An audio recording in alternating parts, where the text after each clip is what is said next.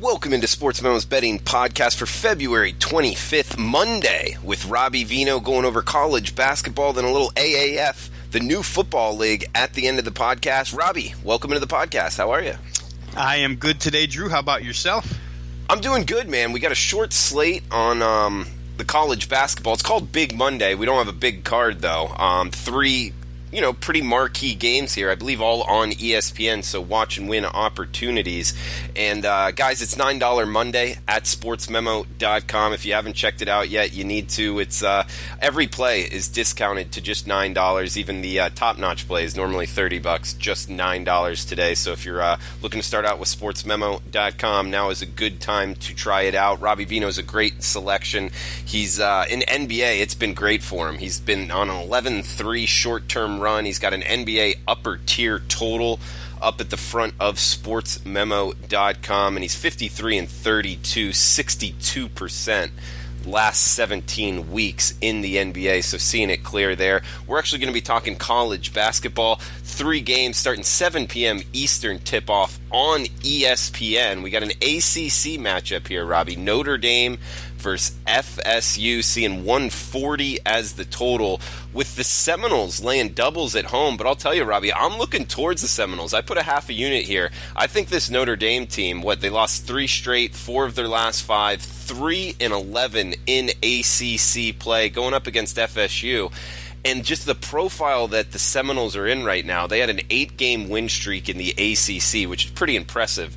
Just snapped on Saturday, short turnaround, head back to Tallahassee. I like that profile to bet on to kind of look for the more talented team to bounce back, have their head in it. I know it's always tough to lay doubles in the ACC, but it is the team at home in bounce back mode. I like the Seminoles here for a half a unit at home. How do you look to bet the Irish and Seminoles? Yeah, I think I would look the same way, Drew. I took a shot with Florida State plus the 7.5 on Saturday. North Carolina, huge second half. Thought maybe, North Carolina off of the Duke game where we know excessive focus and energy is expended, and then coming back to play, as you mentioned, a red-hot Florida State team. Thought Leonard Hamilton's team would be ready for him, but like I mentioned, the second half just did not go their way. I think they had closed to within 3 or 4 at the end of the first half, but second half couldn't get anything going offensively. The good news for Florida State, if you like to bet Florida State this evening and laying double digits, is the fact that Notre Dame can't shoot the basketball. Drew, how about these shooting percentages in ACC play over the course of their last 9 games? They've shot 36% or worse in 7 of the 9.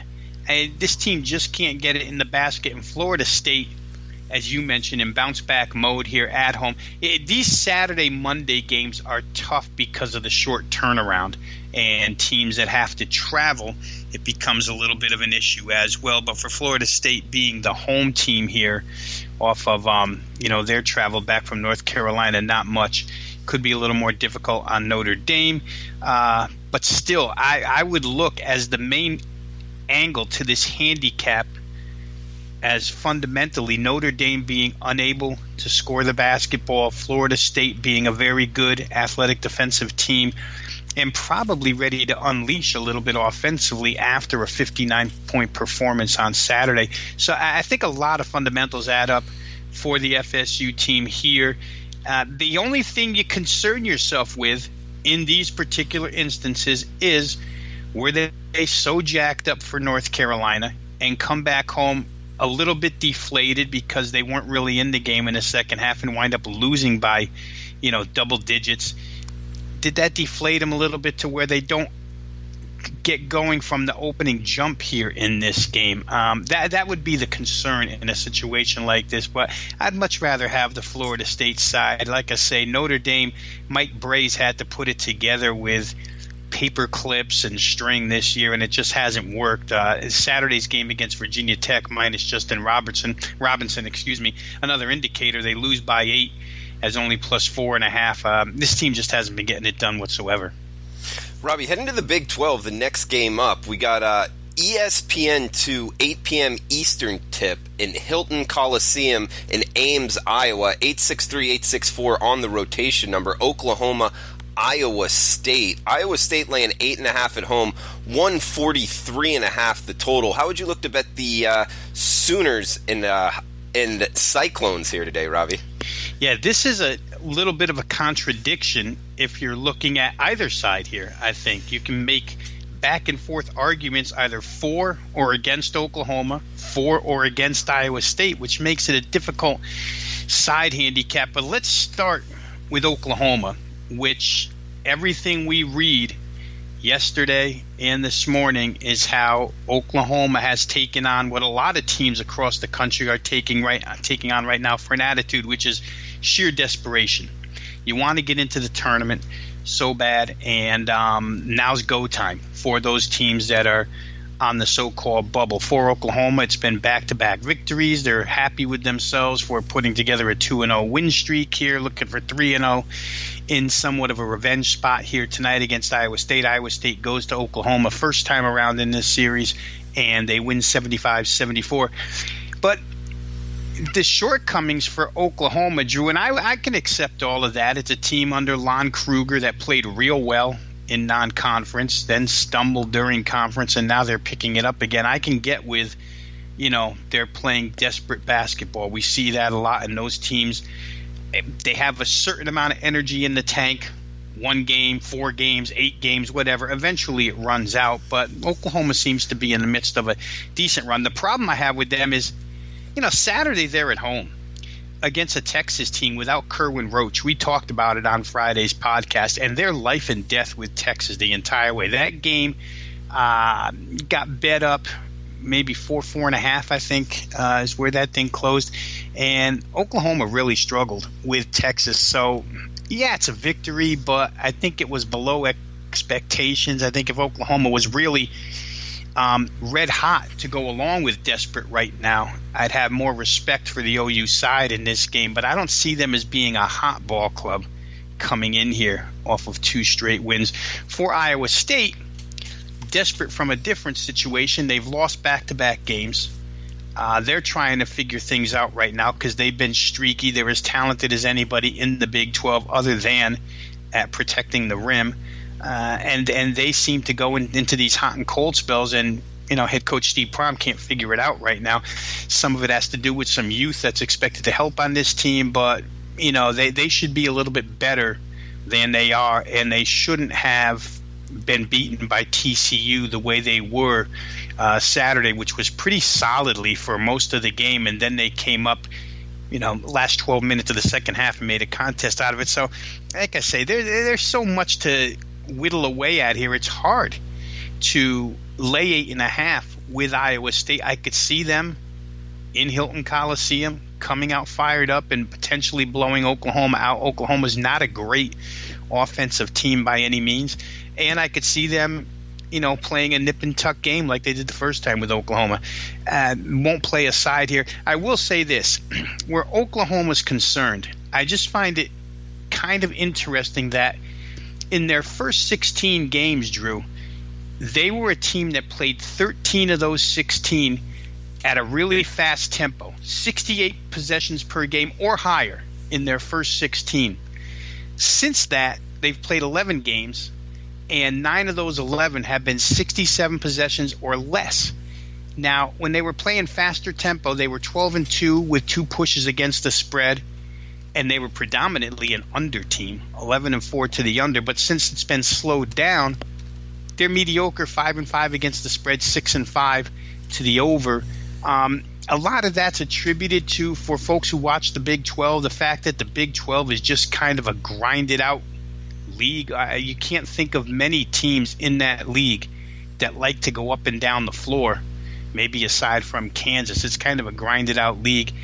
So maybe the possessions have to do with that, but I just find it interesting that since Oklahoma's been slowed down, they've been less successful against the spread, and their trend toward under has become a little bit different, a little more mediocre. We'll see how this one goes. Even the 143.5 total, I have a little trouble with, although, when closing on the total, I'll say this. These two teams got 149 the first time, which would be good if you're playing over tonight. And they did it without doing much at all. They didn't have any free throw help. in that game. I mean, one team went to the line 12 times. The other team went to the line 10 times, I think. So there was no help from the free throw line. And there really wasn't a ton of help percentage-wise from the field or from three-point land. They made 19 threes combined, but the percentages weren't high. If you can get to 149 without any help from free throws in a one-point game where you would think that, free throws should help, then maybe you can get over 143 and a half. We'll have to see how this one goes. You have to note that the first game was 75-71. Iowa State was a 3.5-point favorite, 146 the total. They're winning 75-71.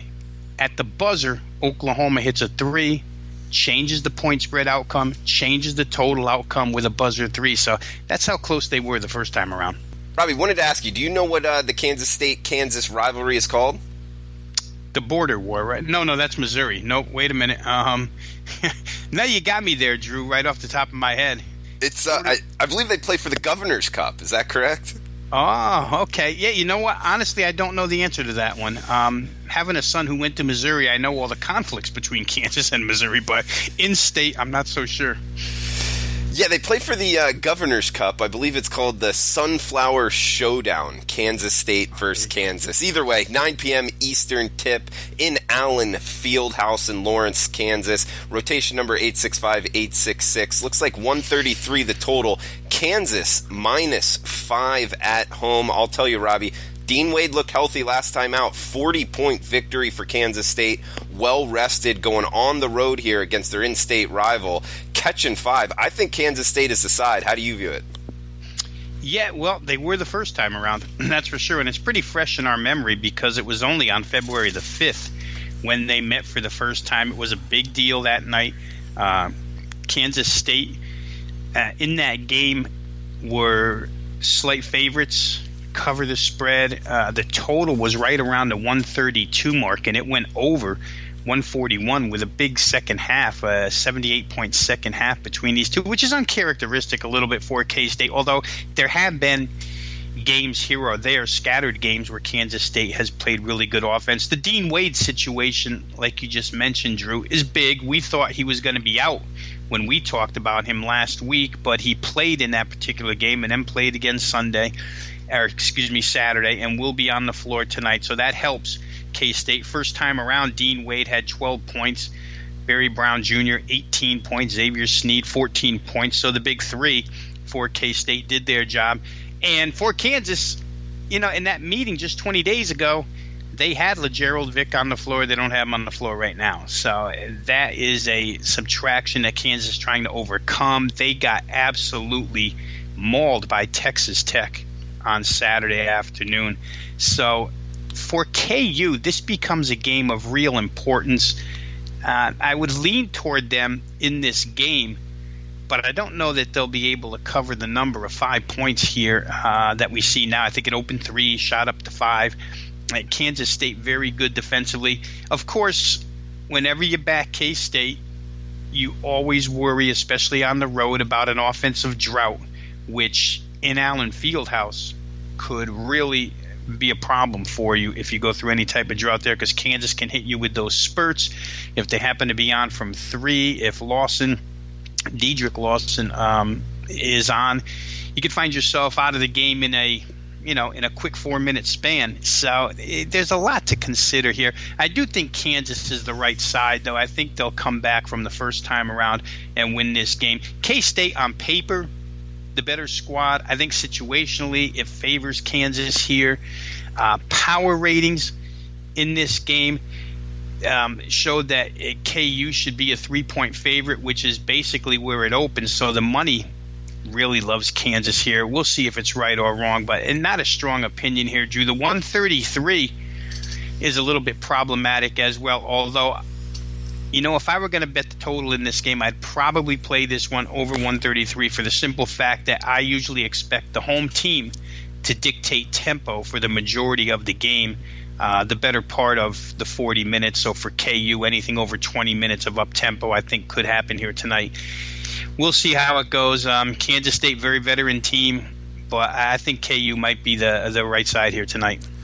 Guys, we're talking to Robbie Vino. Follow him on Twitter at Rob Vino Sports. Myself, Drew Martin, at Drew Martin Bets. Just hit 3 college basketball games on tonight's betting slate. Robbie, the AAF, the new football league here, it's off to a good start. Ratings-wise, I'll tell you, I was watching the game Sunday night, Logan Woodside. They were struggling on offense. It was kind of interesting, surprising, I will say, as far as seeing him run an offense, and it's not going up and down the field, hitting deep slants for touchdowns. They were kind of muddling there on offense, and I just thought that was kind of interesting to see. I'm used to him kind of tearing up the MAC defenses, but having a little trouble here in the new football league. What did you observe this weekend, and anything you're looking to bet going into next weekend's games?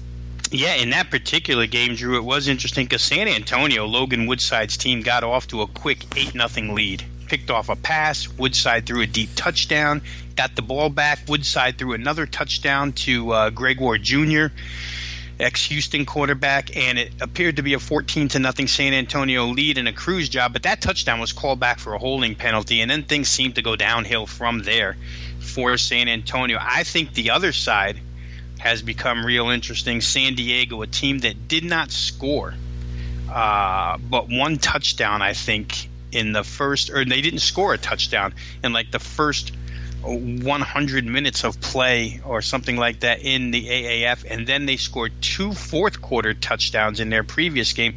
And this game, really, Mike Martz's offense started to open up behind Philip Nelson, ex-East Carolina head coach. That team in particular, San Diego, one quote that should be taken from that game from the head coach himself, Mike Martz, was he believes they can run the football on anybody. And they proved it with an 83-yard touchdown run in that game last night, ran the ball good against San Antonio. Like I say, Nelson has really picked up the offense for that team. So they could be a handful. I think a couple of things here, Drew. One regarding red zone. For anybody who watched Atlanta against Birmingham, you'll see that Atlanta actually outgained Birmingham in that contest by 110, 120 yards, something like that, and they were up and down the field first half constantly inside the 10-yard line twice in their first 2 drives, but only came away with 1 field goal. Some numbers real quick on red zone efficiency from the Atlanta Legends so far in AAF play. They were 0 for 4 in the red zone in Sunday's loss as far as touchdowns are concerned, and they're 1 for 9 this season. So Matt Sims and company are constantly getting there, but that team's not producing any points. So that's a problem for them. Even as big underdogs, which they're likely to be this week, if you can't score touchdowns, it becomes problematic. There was a quarterback change in Memphis, which should be noted. Christian Hackenberg finally benched by Mike Singletary on Saturday, and all of a sudden Zach Mettenberger, the ex-LSU quarterback, comes in, and they score 17 points in the second half. Behind Hackenberg, they had only scored 18 points all season. Zach Mettenberg comes in, throws 2 long touchdown passes. They score 17 points. They get a cover against Orlando, so going forward, you might want to consider Memphis, not only from a side perspective, but also maybe from a totals perspective now, because it looks like they become much more of a scoring team than before, where you could look at them and say under. Now you have to look at them and say, well, they're going to put points on the board, maybe over. They have a big game here this week coming up at home. Home teams, San Diego's made the most of the home field the last couple of weeks. We saw Salt Lake at home in their rematch against Arizona get their first win of the season. So home field has been big in the AAF as well. Spurrier 3-0 with Orlando. Birmingham 3-0 right now with all those Alabama players on their side. It's an interesting league so far, Drew. There's no doubt about it. And week 4 AAF projected power rating lines that I have, they're up on Twitter right now if you want to go look. Opening numbers aren't available yet, but I found this week they're much more readily available than they have been the first 2 weeks. Game numbers, first half numbers, second half numbers, you can find them all now. And there's a couple of line services out there now that actually have the AAF live and up to date with their odds. So it's gaining some steam here, and I think people will begin to play it more and more each and every week now. Robbie, a couple things here in follow-up. You bring up Mettenberger. One, does he still have a mustache? Oh, man, I'd have to – you know what? I think he did, as a matter of fact. He had a pretty sick one at LSU. That'd be interesting if he still had one. And also, how the heck were they starting Hattenberger, whatever the heck that kid's name is, over Mettenberg? That Mettenberg at LSU was pretty good, man. Yeah, and Christian Hackenberg, I mean, aside from the 1 year at Penn State under Bill O'Brien, the very first year that all the sanctions were posted against Penn State, the whole Paterno mess, and that year under Bill O'Brien, he played pretty well. And since then, he's been an absolute bust from college to NFL to AAF. His body language on the field, Drew, when you watch this guy, just looks like one of an arrogant quarterback that's always kind of in a, for lack of a better word, kind of in a pissy mood if things don't go his way. And finally, Singletary had it with him. He gave him enough rope, and the kid finally hung himself, and they put Mettenberger in. They started launching the ball downfield, and things started happening. So Memphis, a team that you have to take a new direction with for sure. Like I said, Atlanta, if they ever correct that red zone nonsense, they'll be pretty good. Salt Lake defensively has been tremendous. There's a lot of good stuff going on in this league. In San Diego, as far as running the football, they're just dynamite rushing the football right now. So over the course of the first 3 weeks, we've seen some things develop that we can take into account with some real numbers and some real stuff to guide us into week 4 here. Yeah, Hackenberg just can't win with them. Can't do it, Robbie. That's right. That's right. Hey, I'll tell you. He said that. What? I wonder if he said that. No, I doubt it. I just made that up. But, Robbie, you bring up the point that more sports books are coming out with numbers. I've seen it as well. I think this league's going to stick, man. I think that they've done a great job, just management, organizational. I mean, some of these names, like we just threw out Logan Woodside. I can't believe he's not in the NFL. There's other guys that, in my opinion, will be playing and contributing in the NFL next year. How do you feel about that? Well, I know this much from reading some articles that after the results of week 1, phone calls from NFL organizations to AAF organizations had started on a few players, a couple of defensive players, and there's an offensive tackle for Atlanta named John King IV who's drawing a lot of NFL attention. So the attention has already started because this particular league is strategically placed, I might add, in a time of year that will allow these guys to play an entire season, and then when it's over, get invited to NFL camps, I think is real big as well. So we'll see a lot of guys get invited, and if they can make a roster, good for them. They've taken advantage of their opportunity. But I'm with you, Drew. I think that this league knows their boundaries. They're not trying to go against the NFL head-to-head. They're trying to supplement the NFL with talent. They're trying to supplement the public's appetite for football year-round. And I know for me, it works, and I think for a lot of other people at this point in time, it works. Yeah, Robbie, it's exciting and it's fun to watch. I think it will be around for years to come. It will also be interesting for, I would say, preseason betting, as far as if one team gets a bunch of these guys kind of already in, mid-season form, right on, just agility-wise and everything. That could be a team to bet. Do you see anything there? Yeah, I think that,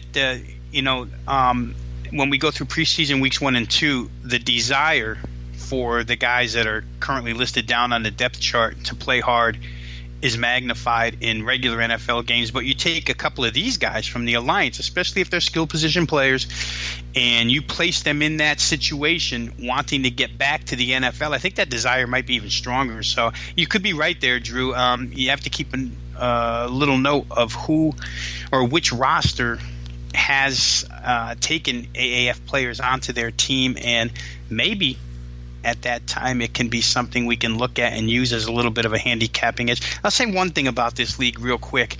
The wide receivers in this league have been below average so far, and not a lot of wide receivers making a lot of noise here. They're getting more attention for drop passes than they are for big catches. That could change over the course of these next few weeks. Like I say, you take a guy like Mike Martz, who has an expanded playbook, and you can't expect a team like San Diego to execute that playbook right out of the chute. But boy, now that we're in week 3 with a different quarterback, Philip Nelson, it looks like a Mike Martz playbook all of a sudden. So we'll give it some time. Offensive line plays getting better, and maybe these receivers will get better as well. Robbie, good podcast, man. Robbie's got his NBA 11-3 short-term run on the line tonight. NBA upper tier total for just $9, $9 Monday. I also got a college basketball play on a pretty good run college basketball totals wise. We got a coupon code CBB100 still active for Robbie Vino or my college basketball rest of the season for $100 off. That coupon code is CBB100. Of course, $9 Monday at sportsmemo.com. Every play on the board. Teddy covers, Robbie Vino, Drew Martin, Brent Crow, whoever. So check that out. And Rob, thanks for the time. We'll have you on later in the week. Best of luck with your bets, guys. We'll talk to you tomorrow.